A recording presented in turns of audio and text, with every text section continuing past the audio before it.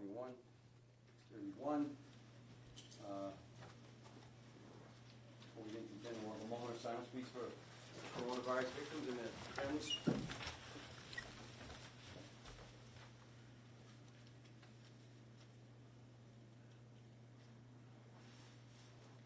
Thank you. All right, we'll get right into the agenda. Before we move approval, any additions or deletions, Mr. Mayor? No, Mr. Chairman. Excuse me. Okay, so I'll entertain a motion to approve the agenda as it sits before us. So move, Mr. Chairman. Second. All those in favor, any opposed? The motion carries. At this point of the meeting, it's my duty to inform the public that the proceedings of this meeting are being recorded by hand and audio tape and now videotape. So, we get right into the meeting minutes of regularly scheduled meeting, May 27, 2021. I'll entertain a motion to approve those. So move, Mr. Chairman. Second. Second. All those in favor, any opposed? Motion carries. We got meeting minutes of executive session for May 27, 2021. I'll entertain a motion to approve but not release. So move, Mr. Chairman. Motion second. All those in favor, any opposed? Motion carries. We were into remarks of the general public. We have Susan Smaller on the agenda from Breathe Clean North Shore. Susan, I wish to reiterate that you're on the agenda based on a written request to the board. Okay, you're more than welcome to make a presentation. If you have questions that we can field, we'll do the best we can. Questions that require further detail, in particular 2015A project, we'll take them and redirect them to the project manager, MWAC. Okay? Yeah, make yourself comfortable. Thank you very much. I'm glad to hear that plan that you just outlined. Because I think there's one thing that we can all agree upon right now, and that is this is an incredibly complicated issue. And I thank you for making time tonight to answer our questions. Any that we can get answered tonight would be great. If not, we'll supply you with a list of what hasn't been answered. I'm sure you will. Okay, so the other night, remarkable turnout, and we learned about two changes. Please explain what the elimination of one of the 200,000-gallon oil tanks and switching from ammonia to urea means for the project, and why were those changes made, and what is urea? Sure. Thank you, Mr. Chairman. Yes. The elimination of the 200,000-gallon oil tank was as a result of the MWEC and Peabody Light reassessing our needs. Our run hours have dropped over the years, and we know what MWEC was projecting for run hours, so we reassessed it, and there wasn't a need to increase the oil capacity at the station. So it was that simple. After a reassessment, it wasn't needed. As far as the ammonia versus urea, that was something that is actually costing the project a little more money. But from an environmental point of view, we listened to the concern, and we were able to switch that product. So what urea is a product that's going to be able to be utilized in the emissions to help reduce. Ammonia was going to be utilized in the emissions process to help reduce the emissions. Ammonia is another product that's going to be able to be used in replacement. Urea, thank you. So urea is going to be used in replacement of ammonia. So there'll be no ammonia. Reduction in the emissions process. And there'll be no ammonia as part of this project going forward. That's my understanding, yes. Okay, great. Okay, the second question I have is, how much money has Peabody invested already in the plant? Charles, Brian? Yes, that's right now we have invested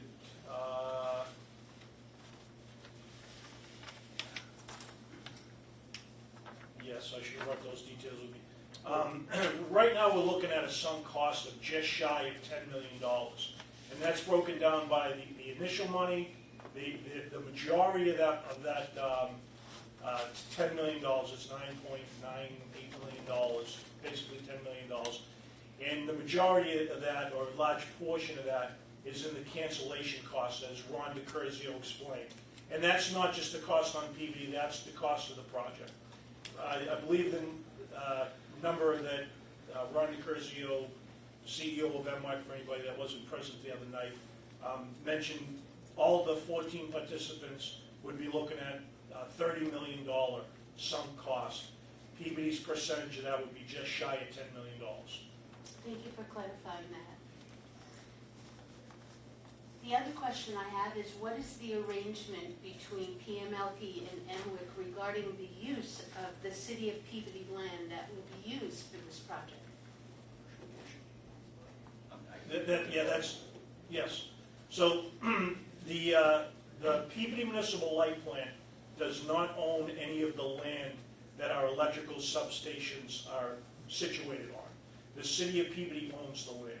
The light plant has care and custody of the property for the electric substation use. So, so the property is owned by the city. We have care and custody of the property. There was an agreement called a lease and use agreement by MWAC that was executed by me as the manager to allow MWAC to use the property. And was the city council involved in that process? No. There was a ruling early on in the project that was made by the city solicitor at the time that there was no special permit that would be required that would involve the city council. That is because the municipal light plant has care and custody, and it's a legal opinion. I'm sure there's more than just the fact that we have the care and custody of the property, but there is a legal opinion that no special permit was required. There's been a lot of legal opinions between the power of PMLP and the city over the years, so that's why I asked the question, who is ultimately responsible to negotiate the cost of using that land? So for cities and towns that have municipal light departments and where those light departments have care and custody of the property, my understanding is there is no direct fee for the use of that land. However, there's something called a pilot agreement between most cities and towns. It's not mandatory, but we use that property, so we feel that it's in the right thing to pay the city what's called a pilot agreement, payment in lieu of taxes.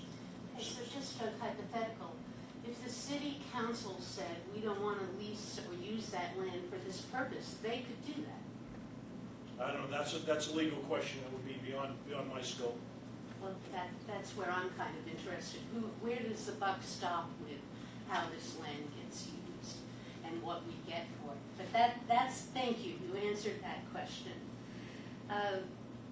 I'm asking, will PMLP conduct a comprehensive health impact assessment as has been called for by boards of health across the state, including the Peabody Board of Health? Sure, I can answer that, Mr. Chairman. That was addressed to MWEC the other evening, and I believe that they did receive all the required permits that were necessary to site this project. Well, I'm sure they did, but this is not a necessary permit. This is boards of health saying there's a health issue here, and we want you to not grant gas infrastructure till you do an assessment. So I'm asking, are you going to do it if MWIC doesn't? Yes, I believe Ron DiCurzio said that he would consider your request. I can't speak on behalf of MWIC. If you're asking Peabody, my understanding is there is no new infrastructure. That's one reason why the site was chosen. The infrastructure already exists. We have the gas, we have the transmission, we have the fuel supply. So there's no new infrastructure that needs to be added to the site. I think there is a question of piggy banking on licenses, but that's not a question for tonight. I hope we'll have more opportunities to explore that. All the licenses I knew, we did not, all the licenses I knew, there was no piggybacking of licensing. They got a separate air quality permit, they got separate permits, even though it's the same site. How about a separate conservation commission, notice of intent? So, MWEC presented that the other day, that they went to 5, I believe it was 5 city agencies that they went to. So you'd have to talk to them directly about if the Conservation Commission was one of those. I believe there's no jurisdiction required by the Conservation Commission, because everything is happening within the compounds of an existing fenced-in area with an existing use. We already have 2 capacity assets on the site, so it conformed with existing use. Nothing is expanded beyond the scope of the station. Again, however, you'd have to formally get that answer through MWEC. Well, I would hope you would help us get that answer. Sure. I also wanted to ask about our 2 existing generators there. Are there any plans in place to get rid of the 53-year-old generators that are there at the plant now? Sure. It's like driving an old car and saying, when do you get rid of it? It's paid for. It has a tremendous value to our ratepayers in the form of a capacity asset. So we plan to utilize that unit as long as it remains safe and reliable and economic for our ratepayers. Okay, so I just want to be clear.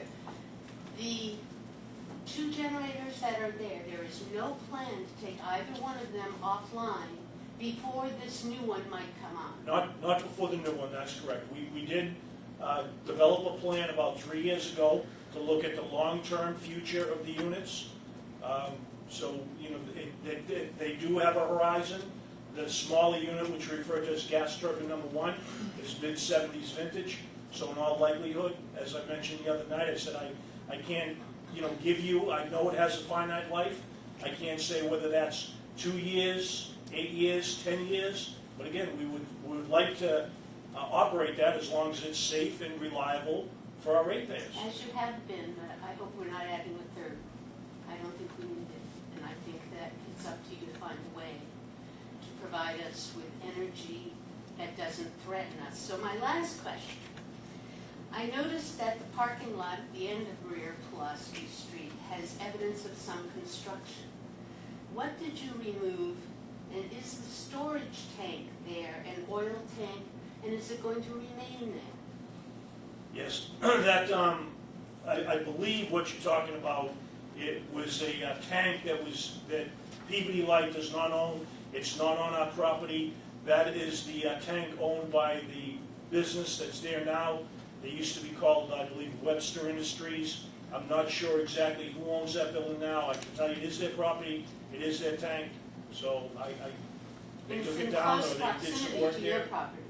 It's directly adjacent to our property, that's correct. It's not. And there seems to have been shrubbery and stuff removed between your property and that tank. Who's responsible for that? I believe it would be, if they removed it, it was on their property. I was not aware of any I guess I shrubbery was that they- confused because this is right in front of an abandoned PMLP You're talking about to the station. right of the substation Near the gate? gazebo. I think Yes. it's Yes. wonderful we have a gazebo in that parking lot. It's Again, that's right not ours, that was owned by the business that they put up, I think, for their employees to eat lunch out there. Okay. That's not on our property, and we don't own that. So you did not remove what has been removed between your property and their property? That's 100% correct. Thank you. I really appreciate the time you've given me tonight, and I hope you will extend that to some other people here who would like to talk with you. So I'm going to hand off to Ron Smaller to ask some more questions of you. Thank you so much for letting us be here tonight. You're welcome. Thank you. I just have a few. I'm curious what efforts are being made by PMLP to invest in new, clean, renewable energy projects and to allow the residents of Peabody to do the same thing, such as, solar on the rooftop. We have a lot of commercial, North Shore Mall, Children's Hospital, a lot of people, that have potential for solar panels on the roofs. What is PMLP or PBD doing to try to go in that direction? Sure, thank you for that question. We're doing a lot. One thing that we need to do a better job is to promote ourselves. You know, where our mission statement is to provide reliable, low-cost electric service to our ratepayers, and that I don't think is questionable. We do an outstanding job. But we also do an outstanding job in a lot of other areas, and renewables is one of them. The state and the municipals, all of us, 40 municipals, work with an organization called ME that all the 40 municipals belong to. And we've worked on renewable legislation with Senator Goby and Representative Goulden. And that legislation was rolled into the S9 new climate bill that was just passed. First milestone is in 2030, calls for a 50% renewable energy by 2030. You know, that goal was a little less not that long ago, but where it stands today. So where Peabody stands, we've been doing a lot of great things. We put in a wind project in Ron DiCurzio, not just Peabody, but several members, but we're 20% owner of that Berkshire wind project that you heard the other day. We have, that's in our portfolio, that's about 6%. We have 8% hydro. We have some solar that we just purchased. Purchased a PPA. The Ludlow project you're talking about? Yes, it's a 7-megawatt solar project. PV's going to own about 28% of that project. That's going to add another 2% to our portfolio. We just picked up some Hydro-Quebec through some transmission rights that we own to be able to bring power down. That's another 3% in our portfolio. So where we stand today is about 47 to 48% renewable towards our 2030 goals. So we've been doing a lot. We continue to do a lot. What about in Peabody? Sure, in Peabody, yes. As a resident that has a roof, that I'd love to put solar panels, but you know, it costs a lot of money. Sure. And I'm curious. So there's usually a program, and the federal government is in the process of making a lot of money available. You know, hopefully shortly. We do several things on the commercial, industrial side through lighting retrofits, high efficiency lighting retrofits. We do quite a bit on the residential side by energy rebate programs where customers will get credits. We're looking with MWEC, which they talked about the other night, has a brand new program called the Connected Homes, where you can have a smart device inside your home, and depending on what devices you have, smart thermostats, electric vehicles, get reduced during peak times to help the utilities conserve energy. So that's a program that we expect to be involved with by the end of the year. Okay, so I'd be hearing about that somehow through my maybe Again, that's about that huge area. Yeah, that's where I think that we need to do a better job. We do a lot of great things, and we need to improve to get the word out to our ratepayers and our customers. And when I was doing my research on various things over the last month or two, I did find something I knew nothing about, that PMLP had become part of a solar project. You had dedicated $25,000. There was a long list of communities.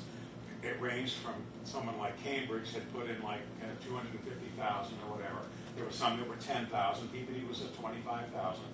What's this? What happened? I never heard about that. I lived in Peabody in 2013. I never knew about it. What is the status of that? Is that still in existence? Is that 25,000 gone? I would assume. Can that be continued? Can we get more going on? Yeah, so that was a state program run by the DOER, the Department of Energy and Revenue, Department of Energy Resources, DOER. And our rates are very low, so a lot of times when people look at solar installation and look at their payback with pretty low rates, again, some of those factors and how much money we throw in there are a direct result of our rates are already extremely low. So, but we continue to get involved with state programs, just like we're hoping to get involved with the next Connected Home program. Yeah, because my opinion is the more of that we can do, the less peak we'll need. Yeah, again, I mentioned, on Tuesday night, I think the future model will be more of a distributed model. And I think it's, like I said, it's already going that way. You see it all over as you just go travel. You see all the, the wind generation and the solar generation. And what that's doing is it's spreading everything out. So it's not coming from one particular place. And as that's going to ultimately reduce the necessity of peakers. You won't even need peakers. I'll ask one more question at this, and then I'll, Stuart or whoever wants to go next, Jerry. Does Peabody have any direct green power in any city properties? Do they have any city properties taken the step of putting solar or trying to become renewable? Yeah, there was, a couple of years ago, we were working with the city on some vacant lots, some vacant property that were landlocked, and we approached them, and we were trying to work with them. There were actually 7 sites that we identified to put exactly that solar on. And when we started working with the city and we were gaining some momentum, we ran into a little bit of resistance, not in my backyard type of thing.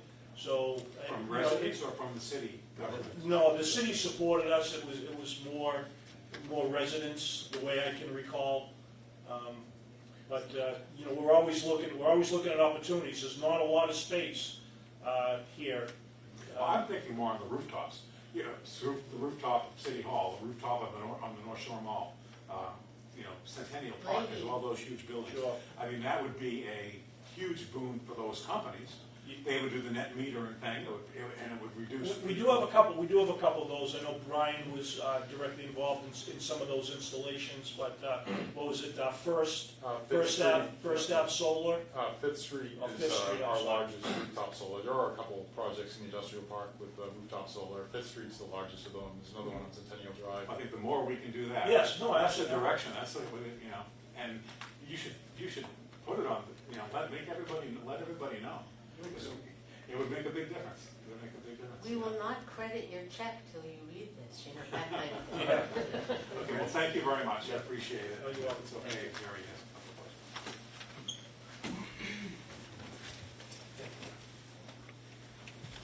Gentlemen, thank you. I have greatest respect for people who understand all this stuff that you do and make it work. And I've been here long enough to have lights on in my apartment when surrounding towns were black. And when you were able to offer Salem a boost to a car to get them restarted. So Danvers. well, I think it was blame my memory. Okay. But basically, yeah, I mean, you do a great job. And I'm going to raise a couple of questions, and I'll follow up with some written material, if I may. Because I think, and I agree with Sudi, the way forward is, as much as possible, for the residents to work with your agency. Because there's a lot, I mean, when people say, not in my backyard, it's their grandchildren that are going to live in miserable conditions unless we turn this around. For example, batteries are now good for maybe 4 hours. Well, so the peak could happen any time, and that's part of the problem. The peak itself, when ISO New England established their peak, it's based on the highest 1 hour of the year. That's what it's based on, the highest 1 hour of the year. So we're required to have 140% for the highest 1 hour of the year. If costs were not an issue, and Mr. Ide suggested that part of the problem is not the cost or the reliability, but the credit or value that ISO assigns. So,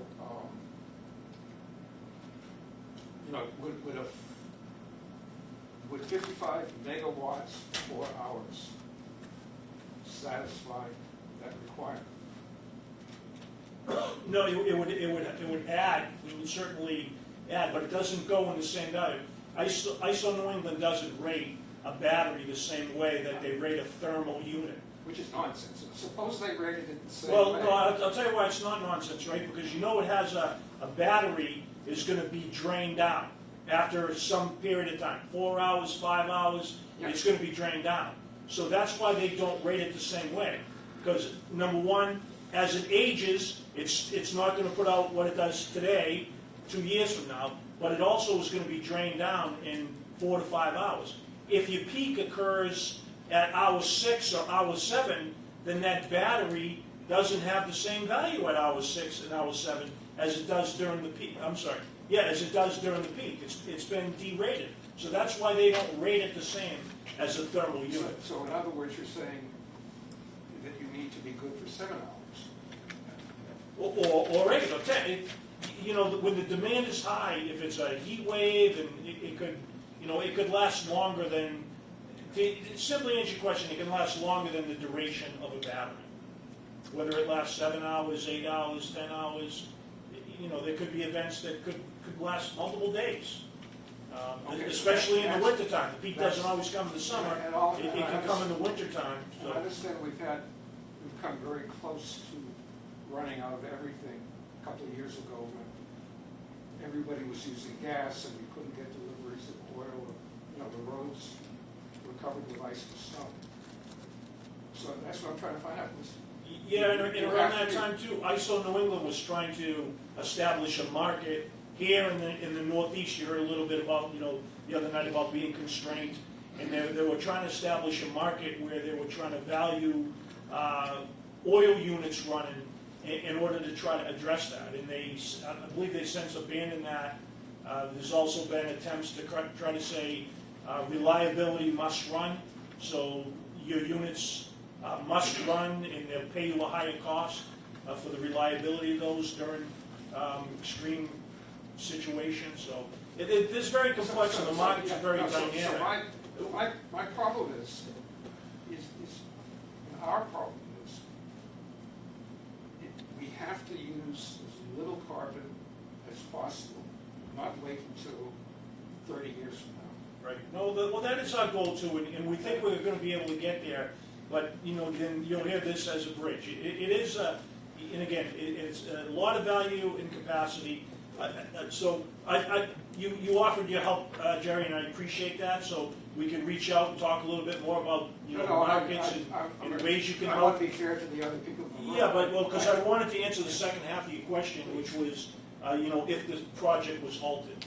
So if the project was halted, you know, if you're talking about a pause for, you know, a short period of time, that's just going to add to, you know, we have a contract, or MWEC has a contract right now to install the unit. It was supposed to be installed by June of 2021. We got a 1-year extension to June of 2022. So any time you go beyond that, you'll be looking at additional penalty costs, which are just going to rise the cost of the project. If it flat out gets halted, you've heard about a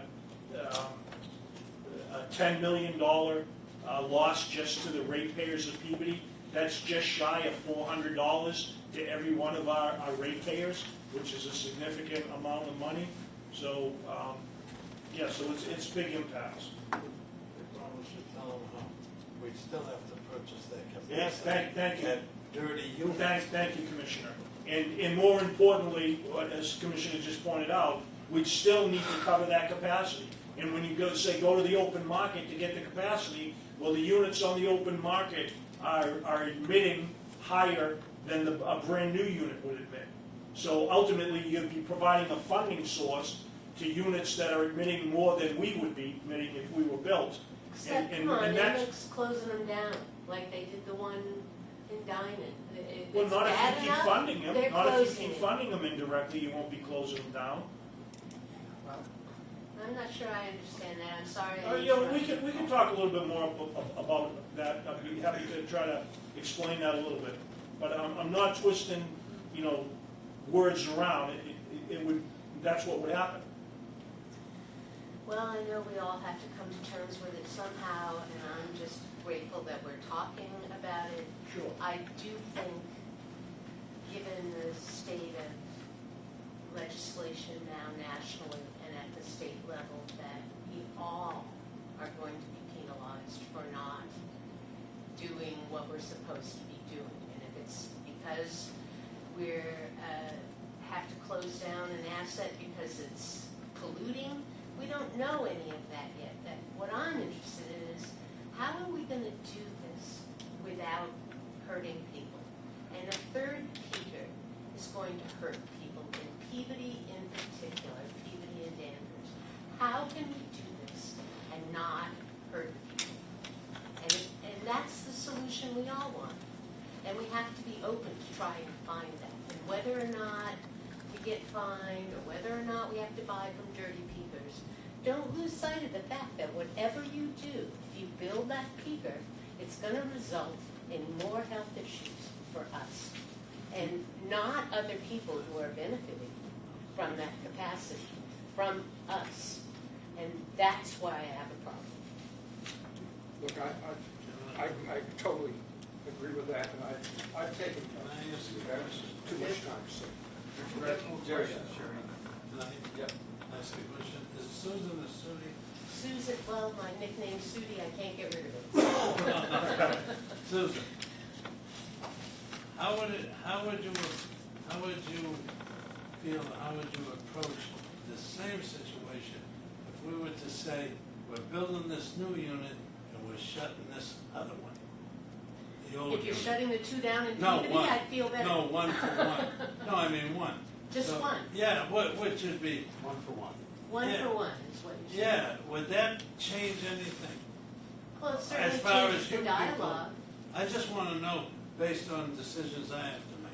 I don't want to add any more pollution from fossil fuels. So we'd be getting rid of a dirty one, a dirtier one, Yeah. and replacing it with a newer one. Would that In change everybody's anything presentation. as far as you people are concerned? Well, it's something to ponder. I can't answer you tonight, Okay. Mr. Paris, No, but but thank I you. hope we will be Yeah, talking about that. All Because right, that's the thank you. essence of it. What I just can wanted we to do? know for my own. It'll be less painful.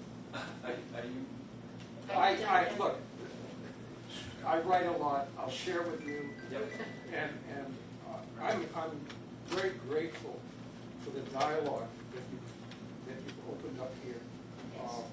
Answered a lot of the questions that I had. right.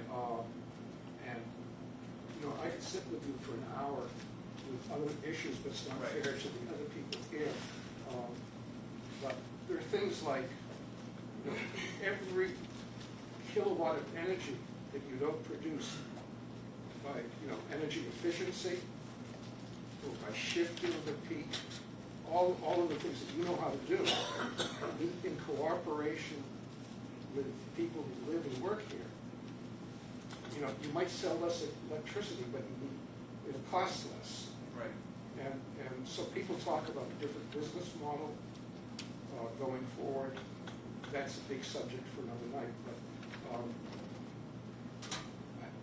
I think you gentlemen and your people have the capability of being much more nimble than Emmerich in coming up with solutions that are good for the people of Peabody and for the state. I think we can set an example here. I realize it's really hard to solve the problems as quickly as we would like, but let's try. Thanks, And Jim. I'm very grateful for your time. Well, Anybody else? are there others? Yes, Mr. Okay. Lazarus? Okay. Thank you, Gary.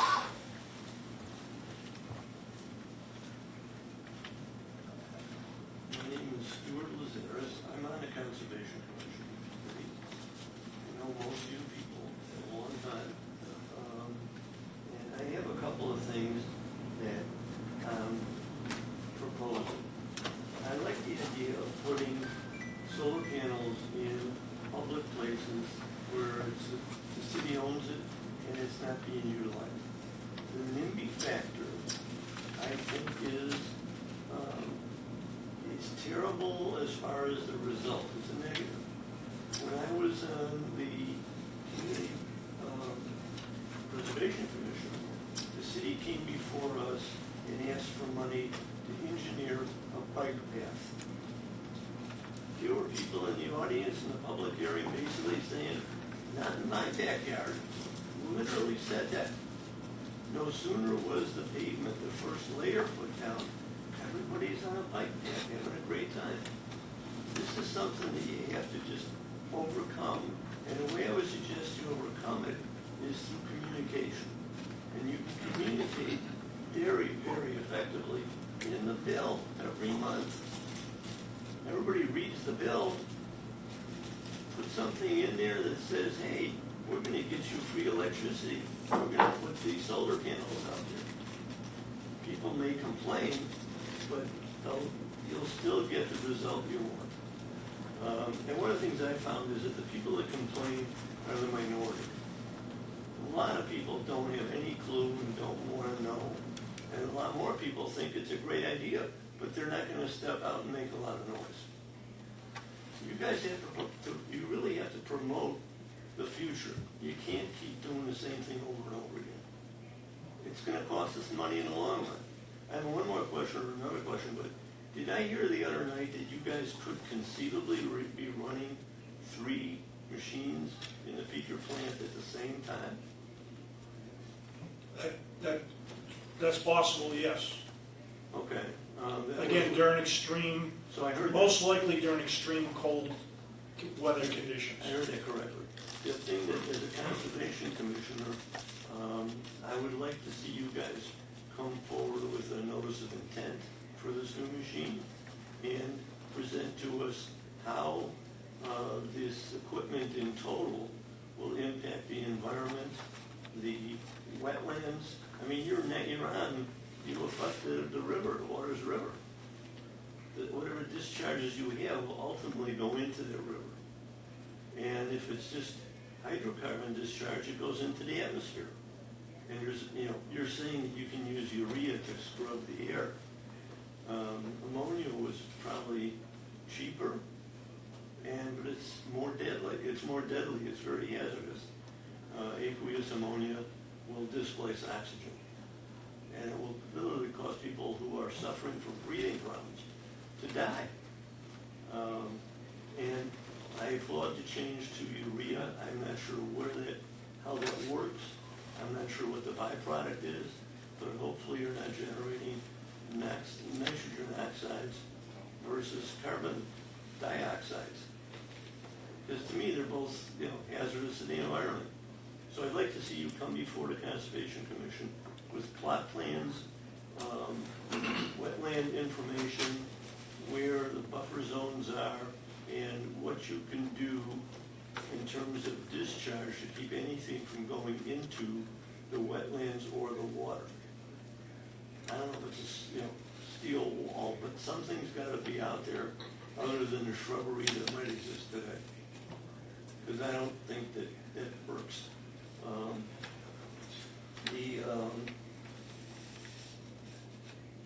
There was a notice that came out, it was published by Julie Smith-Galvin that said that according to the NEPA review, finalization of wetland resource mapping should be presented to Concom. That's on page 6 of their approval.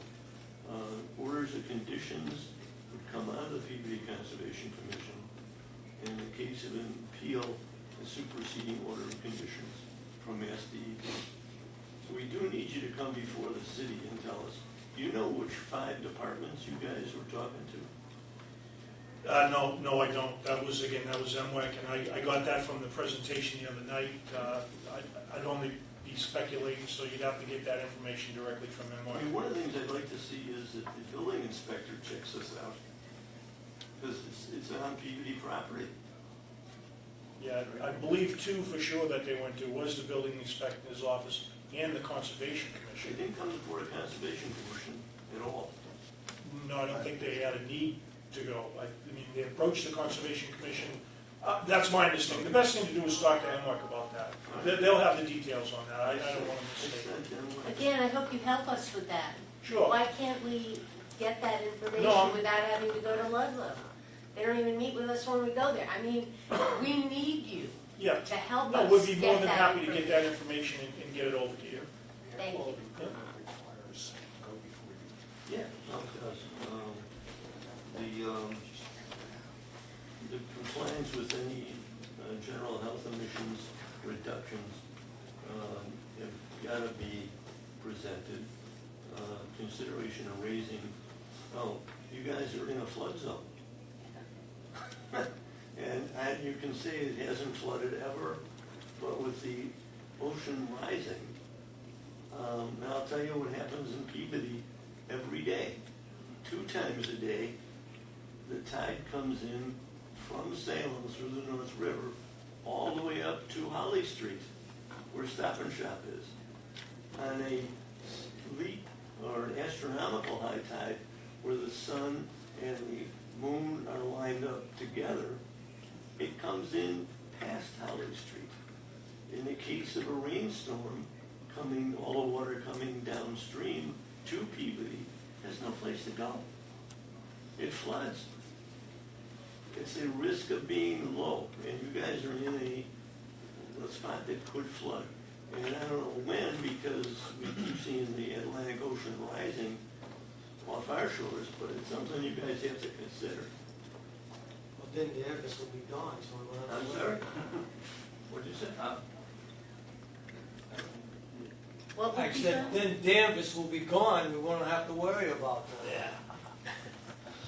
No. That's not the The only approach. question I really have, Yeah. because, you know, I understand that we're trying to do the best we can, and we need this. The only question I have, I assume everybody here is heating with electric heat, and I'm assuming that everybody's driving an electric car, and I'm assuming that you do not have oil in your house or gas. Okay. We Is want that to right? get there. Well, Is that right? eventually We wanna we'll get there. Yeah.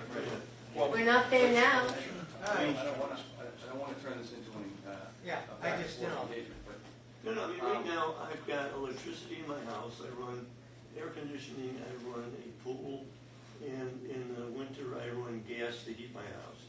I would like to get rid of the gas, and I don't know if I want to go to electric directly, but using some other vehicle to heat the house would be ideal. And if everybody does that, we're gonna need more capacity. Well, I understand that, and I asked a question when you guys came before the Conservation Commission to put in a new substation on Russell Street, because the old one was underwater, and you were putting in a bigger Never transformer. underwater, that's not why we put it in. We put it to update. Well, but the old one flooded. The old one didn't flood, I worked there for 20 They years. said it flooded, and the problem was that they wanted to build a new one on higher ground. And I asked the question directly to the people that showed up in front of us. If everybody owned an electric car in Peabody, and everybody plugged in at the same time to recharge, would the new substation handle the load? And the answer was absolutely not. So and I mentioned the other night, that as we populate the area, the demand grows exponentially. I mean, when I came to Peabody, everybody had 2 cars in their driveway. Now you get 4, 5, and 6. If those are all electric eventually, we're in trouble. And a peaker plant will not be the answer. okay. So, But I want the future to come now. all right. Okay. Thank you. So, it seems like we've come to the end of the presentation. We thank you for being here. I think Logan wanted to speak too. as chairman, I feel the need to wrap things up a little bit. They're been taking notes. You notice that most of the questions get fielded by our manager, rather eloquently, I might add. He did a good job. That's what he's paid to do, right? We're a board. We sit here, we process information, we make decisions based on the information provided us, and we make them with the best interest of the ratepayers and the citizens of Peabody in mind, okay? So, quickly, the themes here tonight, the common themes, right? So you said that it's complicated, right? We all recognize that. Certainly it's complicated. I'm learning every day. I learned the other night, I learned some things tonight. I think it's your first name. Mr. Smoller. Ron, you talked about communication, right? We gotta do a better job of that. Exactly. We've recognized that, right? We know that. We're not, these are engineers that run this place, and the board is If I could just say, knowing. to Mr. Bonfanti there, nobody here is arguing about Right. the need for capacity. Right. We're arguing about Right. how you're getting it. If I So may- you're making it seem like we don't think we need power. Of course, we know that. We all like our lights to come on. But no, I don't argue that it's gonna be worse, exactly to the point of it, but we're just saying how you're gonna get there. I'm still curious about in 2050, when all this is, we've hit the goal, where are we getting our power from at that point? What is it? It's obviously not supposed to be fossil fuels, right? So what is it gonna be at that point? Talk more about that. Go on, If Dan. I may just finish wrapping up. Excuse me. So communication, when we talked about that, getting people to know, right? And then Jerry opened up with a compliment to the light plant, thank you for that. But you made me think of something, and you were making my point. When I left the meeting the other day, I got home, and by the time I crawled to bed at midnight, and my wife was half awake, and she made a comment. She noticed that there weren't a lot of people from Peabody there. Does that mean that they don't care? And I said it's more likely that they're happy. And in a lot of ways, Jerry, if I may, we're a victim of our own success. We're very good at what we do. And the people of Peabody, I think oftentimes take for granted what these people do, right? And I've always said, all they want is the lights to come on when they want them to come on. And when they go off, for some godforsaken reason, if it lasts more than 10 minutes, I get 37 phone calls. What the hell's going on? So they become inured to this. And I would submit also that if you stop 10 people anywhere in Peabody and ask them to name a light commissioner, they can't unless you get one of my friends or someone's friend, right? If you ask them about the light plant, they think we're a Keebler factory up here on Warren Street that kicks out electricity. They're not aware of how it is that we go about providing power and energy, right? They're not aware. And if they indulge me, I try to educate them a little bit. But more often than not, they don't care. They don't care. So They only care if the rates go up. exactly. So Or the Well, power. I have to that's- beg to differ. that's- I that's think my that point. the pandemic has changed a lot for a lot of Right. people.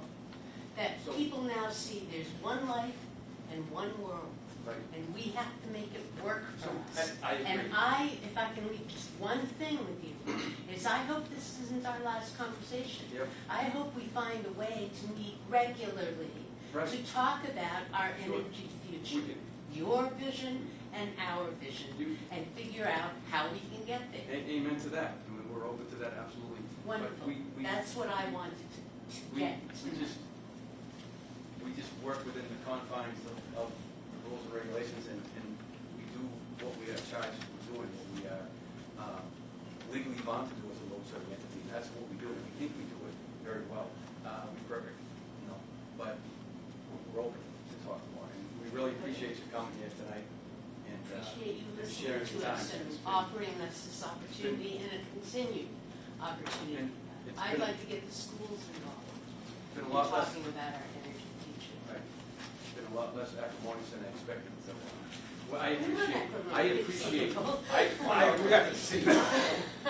No, seriously, I really do appreciate that you're passionate about some things, about this, right? And I don't pretend to agree with a lot of what you say, but I do agree that we have fun around what we're trying to say. I agree with that, but I do respect your passion. I think it's great. I really Thank do. you. I respect what you do too. Just passion and confidence for everybody in the room. And when we started to organize advocacy, one of the things that I said was, we're not going to attack Peabody Light because they're more popular than the mayor. I've always said we're the crown jewel, and I stand by that. Just no question. And by the way, we were a big contributor to that program, the bike path. We had lots to do with that. We do a lot more outside of that, and we don't even. Another begin reason we need to hear about your good stories. I feel the same way about the school department. Great things happen, we don't Yep. hear about them. And you are doing good things too, but we need to have a unified vision of where we're going and how we're gonna get there. And this is the first step, so thank you once Yeah, again. thanks for coming. Thank you. Thank you. Thank you, Justin. Thank you. Okay, Yeah, we yeah. are now, where are my pen? Can't do any more. Correspondence, we have none. We're going to go right into manager report. Mr. Manager, Yes, thank you, Mr. Chairman. I wanted to talk a little bit about the PMLP reopening plan. So as you know, the state started lifting restrictions around the end of the end of May. And the governor lifted the state of emergency earlier this month, June 15th. The mayor of Peabody ended the Peabody state of emergency at the beginning of this week, June 21st. We opened our business office on June 1st. This is all information you guys certainly all fully aware of, but on June 1st we opened our doors by appointment only and started introducing the public back into the building. Certainly there was a lot of restrictions still in place, masks, social distancing, but I'm pleased to announce that we're going to completely reopen to the public this coming Monday, June 28th. So we'll be back to full public operations. We're still going to leave some of the safeguards in place. We're going to put some signs out. We're going to ask people, any visitors coming in that are unvaccinated, we'll ask them to wear a mask. Those will just be by signs only. It'll be, more preferred than required.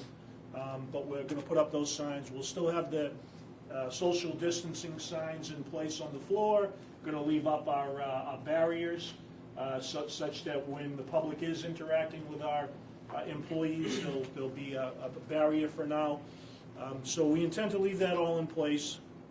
We want to continue to encourage. There's a lot of good things that came out of the COVID as far as different ways to do things. Without people coming to the building, we had to find out ways that customers could remotely pay their bills, remotely sign up for service. So we're going to continue to promote those online and remote services, even though we are open to the public this coming Monday. And that's really about it. Perfect. Alrighty, committee reports. The policy committee, there's nothing to report? No, nothing. Okay.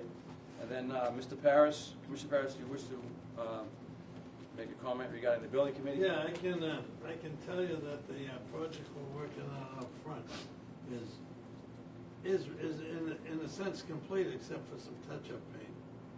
I guess they had brought the wrong color, but supposedly it's complete. Am I correct? Yes. And then the other thing is too, there's an extension of that project. We're going to work on landscape and the lighting. So they're working on that. What color are you looking at? I got a lot of cans in my shed. No?